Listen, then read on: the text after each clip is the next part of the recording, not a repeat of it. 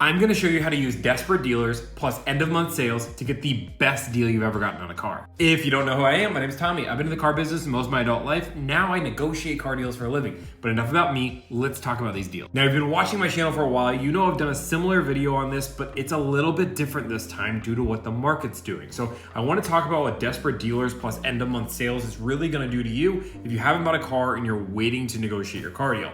Now, right now, if you've watched my previous video, you know that I talk about that it doesn't matter if it's the beginning of the month, the middle of the month, or the end of the month, you can get the same deal if you know how to negotiate. You know, negotiate online and over the phone, you can get to a dealership's bottom dollar. That bottom dollar is about the same at every single dealership. Yes, maybe somebody saves $200 or $300 more so at the end of the month that they hit a quota, but I want to talk about this end of month and why I can save even more money than ever before. Now, the reason why end of month sales is that dealerships have quotas to hit, and if they don't hit these quotas, they don't get certain payments. But there's another part that I don't talk about too much, which is inventory. If a dealership doesn't hit a percentage of their goal, they actually get less inventory allocated next month. So as dealers have been struggling to sell cars all month, this next week, I believe there's gonna be some crazy discounts on cars in order to make up all that lost ground over the month as they expected to have on Black Friday, as it wasn't as busy of a Black Friday as people hoped.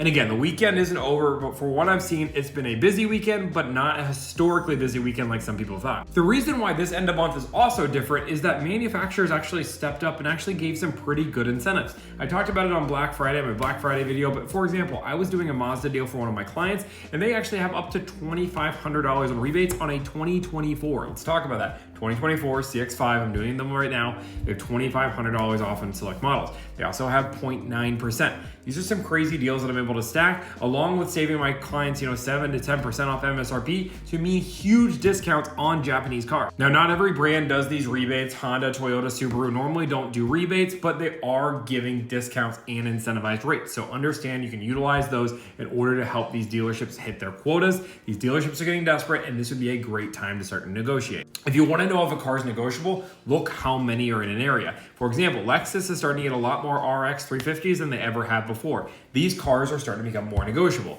Same with the RAV4 Hybrid. These cars that haven't been negotiable before, I'm actually starting to see some discounts on compared to 3 months ago where you were paying added markup or maybe MSRP if you're lucky. At this point in the video, I've talked about a lot of the what. I want to talk about the how, which is negotiating with dealerships against each other. You want to ask for out-the-door pricing when you're texting a dealership, and you just want to let them know, I am talking to other dealerships, I am looking to buy today, tomorrow, and guess what? I need your best pricing. Dealerships are going to be stubborn. They're going to try to find ways around this. You just have to be persistent and ask, hey guys, I'm not coming in.